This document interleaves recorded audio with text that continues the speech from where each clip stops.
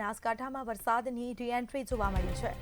તો થરાદ પંથકમાં વરસાદની રીએન્ટ્રી જોવા મળી છે, જેમાં લાંબા સમયના વિરામ બાદ ફરી એકવાર મેઘમંડાણ જોવા મળ્યું છે. તો થરાદ શહેરમાં વહેલી સવારથી જ ગાજવીજ સાથે વરસાદ વરસ્યો હતો. ભારે વરસાદને પગલે નીચાણવાળા વિસ્તારોમાં પાણી ભરાયા. બસ સ્ટેશન સહિત સોસાયટીઓમાં વરસાદી પાણી ભરાયા હતા, જેમાં જમડા, લોરવાડા અને નાગલા ડોડગામ સહિતના જે વિસ્તારો છે ત્યાં વરસાદી પાણી ભરાતા લોકોને મુશ્કેલી વેઠવાનો વારો આવ્યો છે. તો થરાદ શહેરમાં વહેલી સવારથી જ ગાજવીજ સાથે વરસાદ શરૂ થયો છે. લાંબા સમય બાદ ફરી મેઘરાજાએ ધબધબાટી બોલાવી.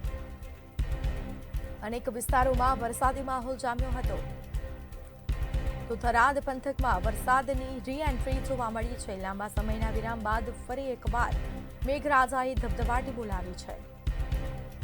તો ભારે વરસાદને પગલે નીચાણવાળા વિસ્તારોમાં પાણી ભરાતા લોકોને મુશ્કેલી વેઠવાનો વારો આવ્યો છે. લોકોને બહાર નીકળવું પણ મુશ્કેલ બન્યું છે.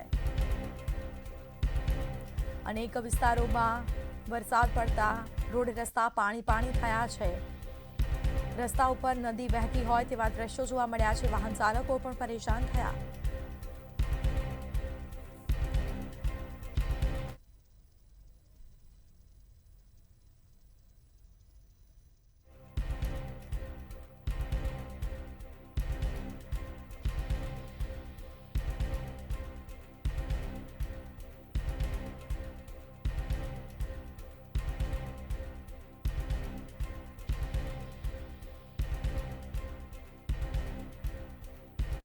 રોડ બનાવેલા છે. રોડના નીચે કોઈ જાતના ઘરનાળા કે કશું કે કોઈ સુવિધા મૂકી નથી અને ડાયરેક્ટ હાઈવે ઉપર પાણી ભરાઈ જાય છે અને હાઈવેનું પાણી સીધું ડાયરેક્ટ મા હોસ્પિટલ રોડ થઈ અને આ ડાયરેક્ટ આ સોસાયટી આશાપુરી વિસ્તારની અંદર આવે છે. અને છોકરાને ભણવા જવું હોય તો છોકરાને અત્યારે ભણવા જવા માટે કોઈ સુવિધા જેવું કોઈ છે જ નહીં. કારણ કે હવે છોકરું ભણવા કઈ રીતે જાય અને કરોડોના ખર્ચા કર્યા છે છતાં કે એડો અહીંયા રોડ ઉપર કે અહીંયા પાણી જાય અને પાણીનો નિકાલ થાય એવું કોઈ સુવિધા છે નહીં. એટલે તંત્રને એટલું કેવું છે કે આની થોડું પાણીનો નિકાલ થાય. અને આશાપુરી વિસ્તારના અંદર ઘણા એવા મકાન આવેલા છે. આગળ જોવા જો ને તો 3 થી 4 ફૂટ પાણી અંદર ભરાયેલું છે અને અંદર આગળ જવાય એવું છે નહીં.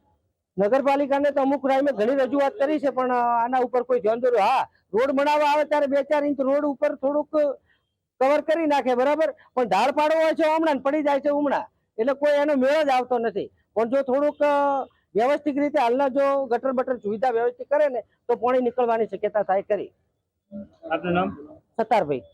અને આજે પાછું આ ખાડાનું પાણી પાછું અહીંયા પાછળ જે બસ સ્ટેન્ડના પાછળના ભાગનો વિસ્તાર રહ્યો કે નહીં ત્યાં પાણી બધું ભરાય અને પાણી બધું ભરાય એટલે પછી એકલા મચ્છરિયા થાય અને મચ્છરના હિસાબે પછી રાતે ઉરવું કાટું પડી જાય છે.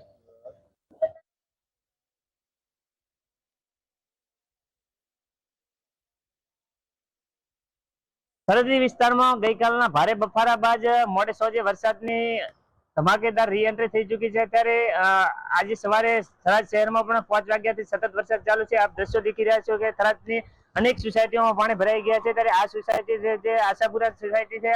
આશાપુરા સોસાયટીમાં ઘણા બધા મકાનો આવેલા છે. ત્યાં સામાન્ય વરસાદમાં પણ પાણી ભરાઈ ગયા છે. કંઈક ને કંઈક નગરપાલિકાની જે પ્રી મોન્સૂનની કામગીરી હોય તે કંઈક ને કંઈક કાગળ ઉપર જોવા મળી રહી છે. અનેક વિસ્તારોમાં જેમાં બસ સ્ટેશન હોય, મોબલદાર રોડ હોય કે અનેક સોસાયટીઓ થોડા વરસાદમાં પણ પાણી ભરાઈ જતા હોય છે. આ ઘણા જે નગરપાલિકાના અત્યારે જે વહીવટી તંત્ર છે કે કંઈક ને કંઈક નિષ્ફળ ધાતો હોય તેવો 100% લાગી રહ્યો છે. અને આ સ્થાનિકોની એક જ માંગ છે કે ભાઈ થોડા વરસાદમાં પાણી ભરાઈ જાય. જો વધારે વરસાદ આવે તો અમારી શું પરિસ્થિતિ સર્જાશે. પરસજી રાજપૂત, મંતવ્ય ન્યૂઝ, બનાસકાંઠા.